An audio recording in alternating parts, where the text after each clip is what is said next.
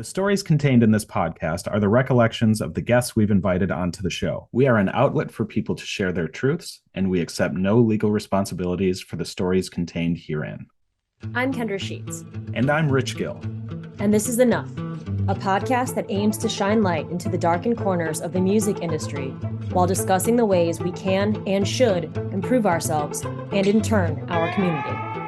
All right, we are back for another episode of Enough. So we are here with our first guest of 2024, Emily Wolfe. Emily, would you be able to give us a little bit of an intro about yourself, how you got involved in music, what you do, all of the ins and outs of Emily Wolfe? Yeah, I am a musician from Austin, Texas. I've been playing music my whole life, but I really started professionally playing music in college. I had like a band, like a little duo band, and we would play like the coffee shop in college, on campus.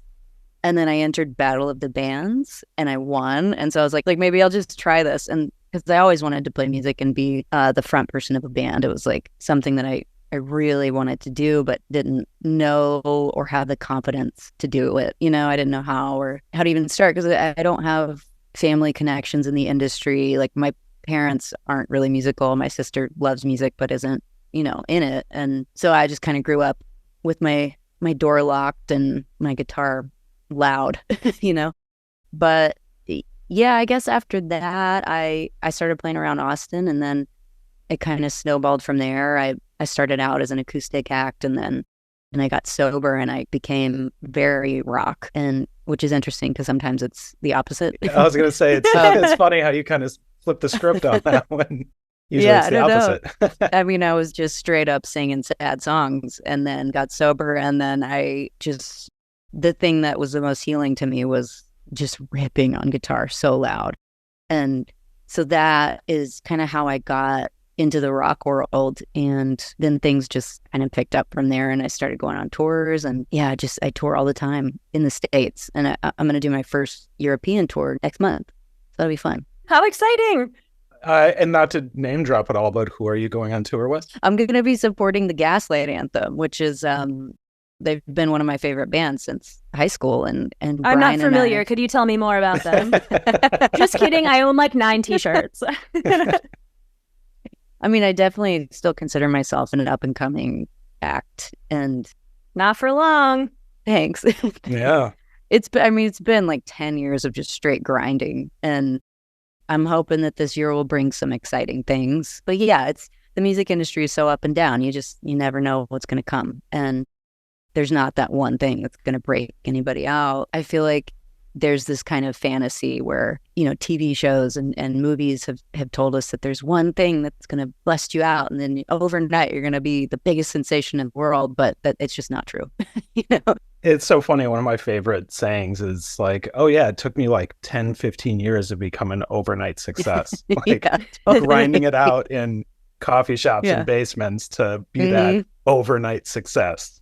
Totally. Yeah, I mean, playing to 15 people in somebody's basement, is kind of what I'm used to doing. And then over the past year or so, I feel like it's really picked up, and I put a new record out last fall, and I decided to step into my power and not care anymore. I just fully went for it. Yeah. Isn't that cool though, that like it happens with so many different things in life from so many different people that I've spoken to, and myself included. Like you care so much that you're like holding so tightly onto what you think you want, what you think your life is supposed to be, and the trajectory that you think you have to get to your end goal. But when you kind of just like let it all go and give everything like double middle fingers, it's like, oh, all the waves are coming back and it's everything that I wanted this entire time. And it's way better than I thought it was going to be. Totally. I mean, that's exactly what happened. Like I had so much anxiety every single day about my career. And, there's something that people always say to me at the merch table, because I do my own merch. People always say like, I can't believe you're not playing arenas. And I know it's intended as a compliment, but it makes me feel a lot like I'm not doing enough. And so I was holding on to this like intense anxiety, and then this really traumatic thing happened in my life, and I just laid it all to rest, and I threw up 2 birds. I was like, you know what? If I'm supposed to be in a place in my career where I'm at a level of like Gaslight Anthem or something like that, then it's going to happen. If it doesn't, whatever. Like I'll put this record out, and this is the piece of art that I can say, this is all that I have. It's everything that I could ever give anyone in the world. So like, this is the most proud I've ever been of a record. And not to be dark, but like if I die tomorrow, like I'm totally great with it artistically. Like just here's the record, you know? So yeah, it's all about the middle fingers. So let's get into the reason that you're here today and we're having this conversation. Let's just dive into it. Yeah. Well, it's a very long story, and to just kind of be respectful of everybody involved, I'm not going to give a lot of detail, but since this is a podcast about sexual abuse in the music industry, my story that prompted the writing of this album is really intense. And someone on my team did sexually abuse someone at a show, and that was devastating to me. And that whole situation ignited a feeling in me that I haven't ever experienced. And someone very close to me did this thing. And I, you know, I won't say their name. I don't want to put a spotlight on them, but I didn't want to give that person any type of platform out in the world. And so I had to let them go from my team, and I had to cancel my tour and take the financial hit and take the hit of canceling shows that people were excited to go to. And it was like one of the most traumatic things that I've ever been through, knowing that someone I really adored was actually not the person I thought they were. It's kind of crazy. Like you see all the red flags after the fact, you know? When you're constructing this musical team of all these different people that are coming together in different ways to assist you and to create your sound, right? They're helping you build songs and get albums out there and do all these different things that you have to do as an up-and-coming musician. And that's got to run so deep when you find out that there was like a facade there this entire time. Because when you're with those people, you're with them all the time. You're hanging out, like, you know, you're talking business, but you're also part of their lives, just like any sort of co-worker kind of relationship, right? And so you learn about people, you seem to think you know who they are, and then all of a sudden they flip the switch on you. Yeah. I mean, it's crazy, like, because as a traveling team, there's a lot of people involved, and you really do become a family. I mean, you're with them all the time, you know, from waking up, traveling, doing the show, eating lunch, like all your meals are together. Yeah. You develop a relationship with a team on the road that is really intimate, and it's supposed to be a very safe and platonic, intimate type of thing. At least that's what I want for my team. And I did feel that way up until this incident happened. It was like a baseball bat. I was so disoriented. I had no idea how this could happen. And there was a lot of blaming myself as well, because I kind of dismissed this person's way of speaking about people as like locker room talk, you know? Right. And I was thinking, well, that's, you know, that's just them. That's who they are. It's the music industry. You know how everyone is. Like, exactly. Yeah. Yes, exactly. And I take full accountability for that. I should have stepped up and said, is that a joke? Or do you mean that? You know? But I assumed they were all jokes. You know, for years, I assumed that they just joked all the time. But it gets normalized. Yeah, totally. And when it was, there's so much time. Yeah. Totally. So much time, so much bonding, you know? And it just really became like running jokes to me. And it turns out all of it was just real. And I had no idea. So as a person who takes my art on the road, I could not allow this person to be anywhere near like people who listen to my music and come to the shows. I couldn't do it. And it wasn't easy. I mean, it was at a point where it was post-COVID and, you know, people were starting to come out again. My ticket sales were getting, you know, where they used to be. So you're going back up and then you have a hit and then you start going back down. Oh my gosh. Yeah. And I was really excited and I was ready and stoked to play music for people who wanted to hear it. And the COVID, like I toured through the second wave of COVID as, you know, responsibly as I could. And that was very brutal in terms of attendance. Like nobody Yeah. came out, which rightfully so. Like, I totally get it. Yeah. So it was at a point where I was feeling really good. I was on the upswing, and then this bomb drops. But what's interesting is the red flags were always there, and I chose to ignore them. And now I am so in tune with my gut. If I feel at all anything, I just listen to it. I learned that every time something terrible happens, and I look back and I say, I really thought, I thought that something like this would happen. Like, because I always told myself, like in the past, like, you know what? I don't think this person is going to be with me forever. I don't think this person's going to be on my team forever. I don't know why, but I just have a sense.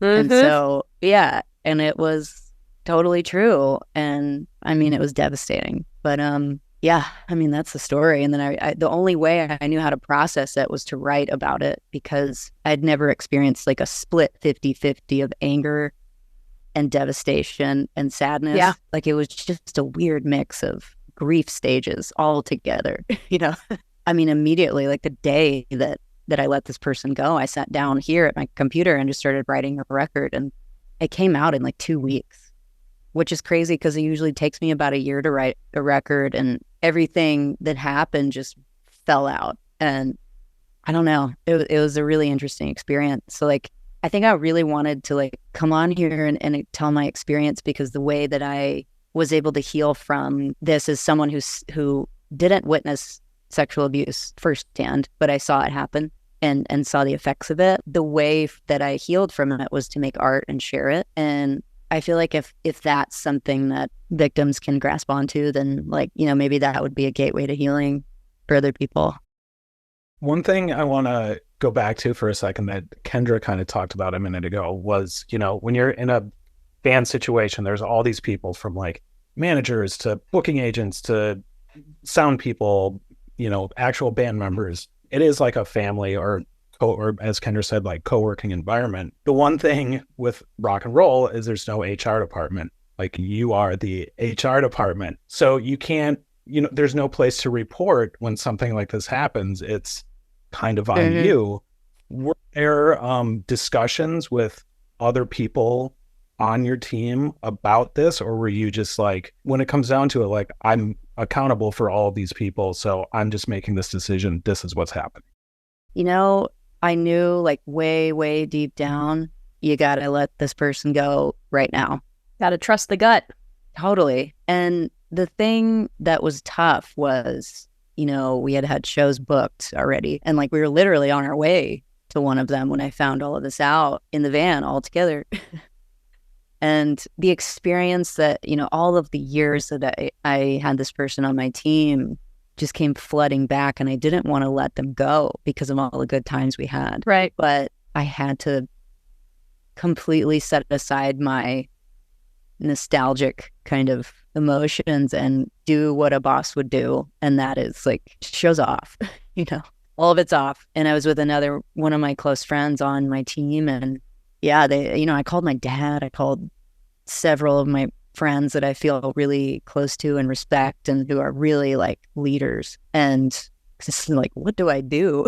And, they all said the same thing. They were like, you need to go with your gut and let this person go. And I did.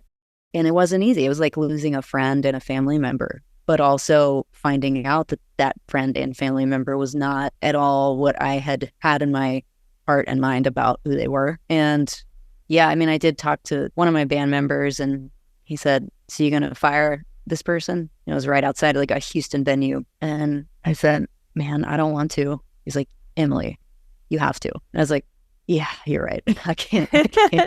There's no way I could give this person a way to not take accountability and just kind of let it go. Because that's how we all get in trouble with this stuff. It's like how we get caught back in it. And, victims become victims. It's like, if you don't stop something, it's going to continue. And who knows how many times it's happened before that I didn't know about. So yeah, I mean, the reason that I make music and the reason that I go on tour is so that people feel a little bit less alone in this insane world. And the fact that someone on my team isolated one of those people devastates me, and I'll carry that pain for the rest of my life, and I'll channel it and play music with that. And yeah, So that's kind of the story. It's brutal. It's weird how music in general kind of has like crossover and gray area between different aspects of life, where you can be, in this romantic feel good kind of situation, but also have to be a business boss.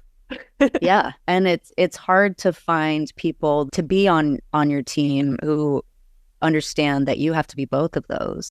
I can be your buddy and we can talk about pedals and cheeseburgers and whatever.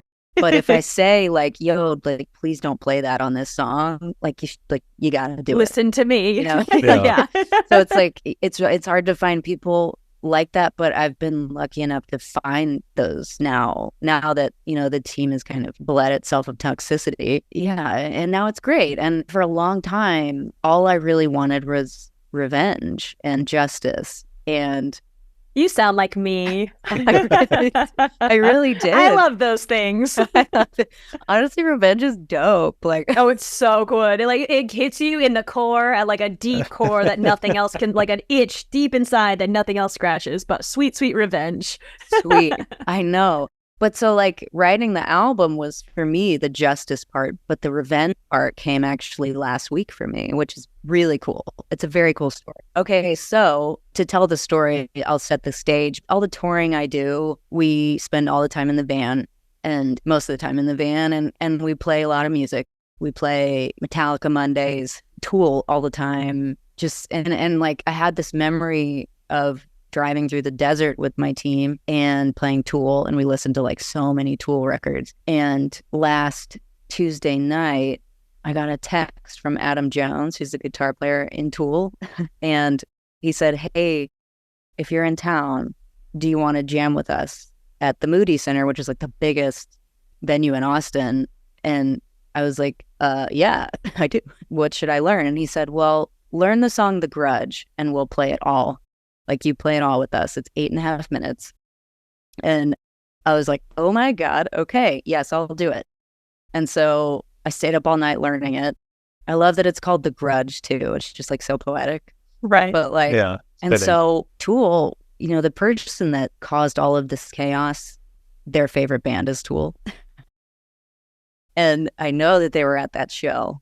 And what's hilarious is like, one, I got to go up on stage with Tool and they flashed my name up there, and I was up there for 8.5 minutes and took a solo, right, and got to hang with Tool, and it was so interesting. And there was like a moment right before I got on stage where I got really emotional because all I could really picture was like my team and me loving driving through the desert together as a family, listening to this band, listening to this song. And then kind of out of nowhere, I got to achieve revenge and play this song in front of this person and all of Austin, pretty much. I mean, there were like 5,000 people there, and it was amazing. Wow. And yeah, it was really cool. It was hard, really hard song. But the thing that like was just so healing for me is I got up there and I played the song, and then I just left all of my rage there. I just played it and left it there. And so putting out this record that I put out last fall and then doing this show last week was just like such a gift. It's a catharsis. Man, you are not even going to have to bring anything to Europe because you've left all your baggage. But oh yeah, that's good. But yeah, it was nuts. I guess the reason why I tell this story is like for anybody who's listening, like I just feel like karma definitely exists, because that's crazy. It's like too much of a coincidence. I know, it's nuts. It's nuts. And it's like my music is very different than Tool's. Right. Yeah. I mean, it's rock, but it's not like, polyrhythmic metal like that. And yeah, you're not doing 13-minute like not yet. Psychedelic. Yeah, but I don't know. It was just so great. It was so great. But yeah, karma exists, and it always works in favor of good, is what I've learned. The other interesting part with all of this is talking about music as a family, like a band, a team, all the people as a family. In certain ways, that also extends to the audience. Like, they're equating love and hate and all these emotions, very intimate feelings, with songs that these bands write and perform, and when, you know, they're at a show, they feel that connection, and, you know, there's that intimacy and trust, and, you know, you want to make sure that you're fostering that and not betraying that or having people around that are betraying that. And it's hard when something like that happens because it's a betrayal on multiple levels and sides. Yeah, definitely. This person's family felt like my family too. And Right. that's how close we were, you know? And so I essentially do feel like I lost an entire branch of family, but I just know that it wouldn't be a good thing to have them on the road with me like ever again. And I guess the bigger that my career gets, the more opportunity would present itself for them to do this. I just can't be the catalyst for that. It was the hardest decision that I had to follow through with, but I had to follow through with it, you know? And that's like how I feel like that's how it should be. If there's something like that going on, like, you can't perpetuate it, you know? Yeah, the hard decisions are the ones that people never want to make, but they're usually the right ones. Yeah, and there's no like, well, maybe this was just like A one-time sexual abuse thing. an Yeah. isolated incident. Maybe they were drunk, maybe they were high, maybe they were whatever reasons. It's like, no, like there's no levels to. Yeah, a bunch of people get drunk and high all the time. They're not going around assaulting people. Right. Totally.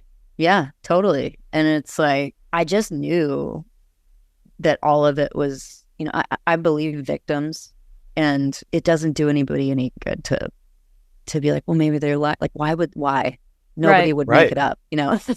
It's not like a fun thing to talk about and like, Yeah. And this information coming to me, it was brutal. And I honestly wouldn't wish any of it on anybody, because it was like not even my worst enemies, because it was like so awful. I mean, there were days that I just went outside with my wife and laid on the concrete, and we were just in silence, like not being able to grasp what we had just been through and what the victim had just been through and how close we were. And I mean, I threw up after I had to do it. It was brutal, like, but some of the most beautiful things can come out of the most intense pain. And for me, like, I don't know if this record would have been what it is if this hadn't happened. And, you know, in a really, like, it's a weird thing to say, but it would be a different record. And so I'm hoping that it can, you know, help anybody who's been through anything like this, from any kind of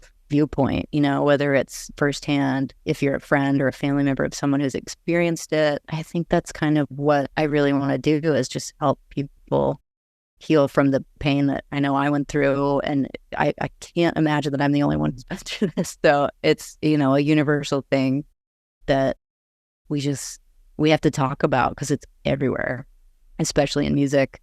And it's cool that you guys have a podcast about it. I think it's really brave and helpful to a lot of people. thank you. I was gonna say, that's the stuff that we have to keep in mind when we're getting DMs of angry. tweeted at and Instagrammed at. Yeah. So The anger, you know? Uh-huh. Isn't it weird? It's weird. Like when you call people out and then they're like, you know, they get mad at you. It's like, nah, like I'm just telling the truth of Yeah. what you did. Sorry that you're mad at this dude in a band who did something you don't like, and I'm Yeah. the one who told you about it. But like, you can't be mad at me for something someone else did. I just gave you a fact. Sorry. Yeah. Please leave me alone. why are you trying to ruin this person's career? Well, aren't they the person who kind of like ruined Totally. what they're doing? They're the by- ones in a van going around assaulting people on every tour. Like, I'm not doing Yeah. that. I'm just telling you what's happening. Please don't yell at me via the internet. It's so wild that like, God, way to shoot the messenger. But I don't know. That's crazy that you guys have trolls. Like what? Like who are these people? give me their names and numbers. I and I'll will. record about them. I'll send them to you. There are a couple of very specific ones that Oh yeah, one who won't quit. But as we're kind of talking more about the album, let's talk about Silencer, because Yeah. this entire experience, there's a video short about it, which is the very first thing that I ever saw or heard about or from you, and I was like, holy shit. All of this, yes. is it available online? Not yet. Okay, because I know it wasn't before. Well, the thing is, it was supposed to come out in December, but it'll be out this year though. And then I've got 2 other songs that'll come out with it. Awesome. Let's talk Silencer anyway. Okay. I was just gonna say, I remember you talking about the extra songs at the Austin Q&A. So, Yeah. it's cool that those are coming out. Awesome. Yeah, it's gonna be great. I think the doc will come out in April because the plan is to like kind of gain some momentum in Europe and then Throw it out there. Yeah. I feel like that's a good plan. I don't know. Whatever. Okay, so I'll restate what I said. So the very first thing that I saw or heard about you or from you is part of a documentary that's going to be out later this year. And it was a kind of video short about the recording of one of the songs on the album called Silencer. There's a lot going on in that video short. Can you tell us a little bit about the song, writing it, what it's about, and then the process of recording it was just absolutely visually wild to watch? Yeah. That song is probably like, I don't even know how to describe it, but that song is like the thing that pushed me into my own rage and allowed me to own it. Because I wrote it just so angry. And it's the first time I've ever You done can like, tell, and I love it. Like it's like my favorite one. I'm like, oh man, there's so much here. I just love it. I was so pissed and I didn't even know what to do with it. So I put it in a song. And at the time I had been listening, I really wanted to just, I was like, what's the most raw sounding era? And it was 90s grunge. And so I put on a ton of Veruca Salt, a ton of Nirvana, and I just like let it just soak into every cell that I have. And I said, you know what? I need to do some punk vocals on the second verse. And I've never done that before. And it's like a spoken word kind of thing. And it was really just really new for me.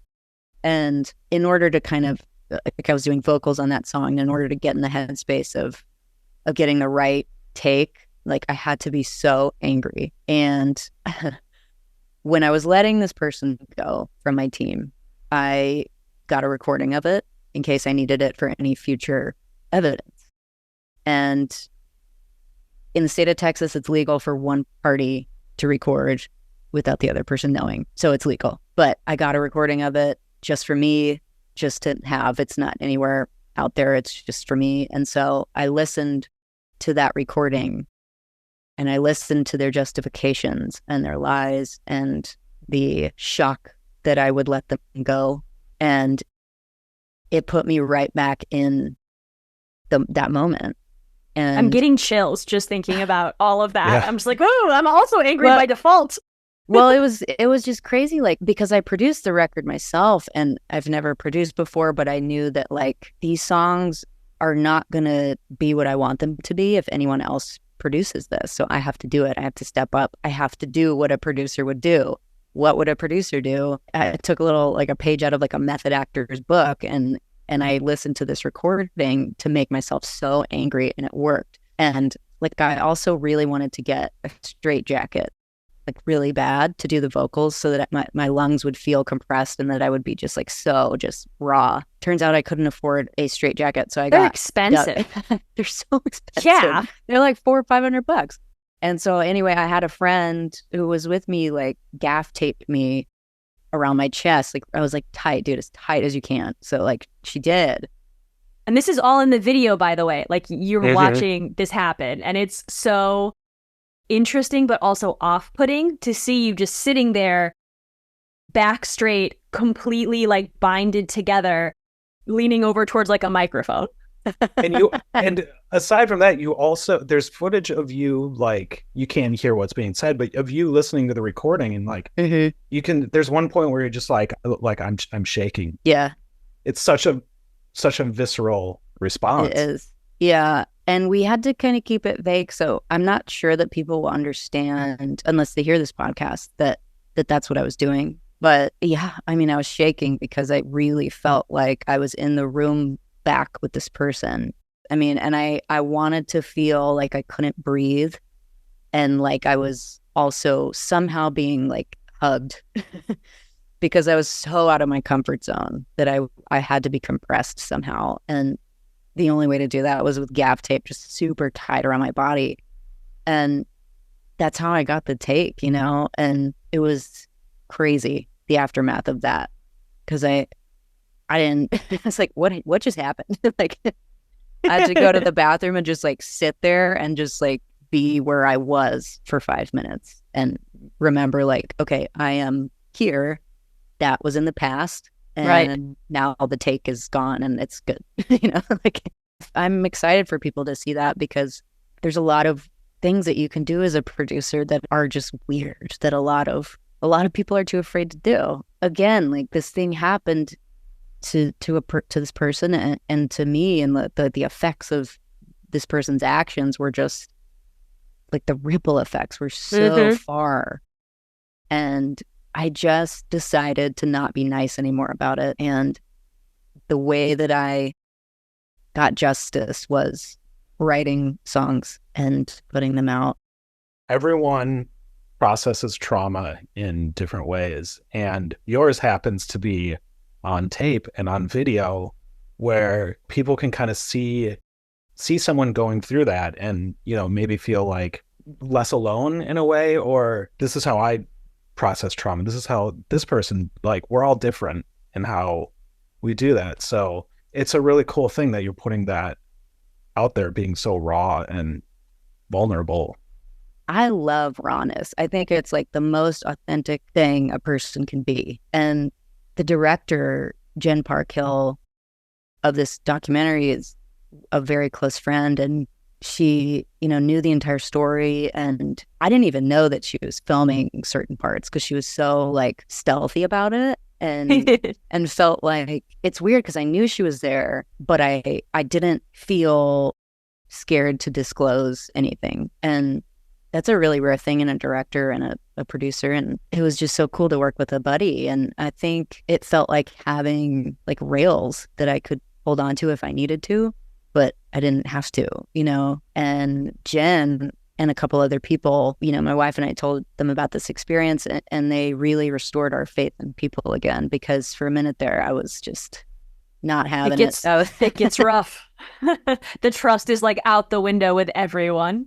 Yeah. I mean, I would go to the grocery store and just see everybody as a predator, you know, everybody. It was like a weird PTSD thing because it's like, I have no idea who this person is. I have no idea who any of my friends are. It was just so disorienting. Welcome to the Enough podcast. I see you put on our glasses and how we see the world. Well, yeah, but I mean, it dissipated after a while, especially meeting good people and holding on to the ones who are good and genuinely like are just great people, and they're out there for sure. Sometimes they're hard to find, but they're there. They exist. Enough is a podcast centering on surviving abuse, harassment, and assault in the music scene. To help get the word out, please like and subscribe and share with your friends. If you have been on the receiving end of harm from someone, be it artist, venue owner, booking agent, audience member, or someone else, and would like to share your story on a future episode, please reach out to us at thisisenoughpodcast@gmail.com. All correspondences are kept confidential.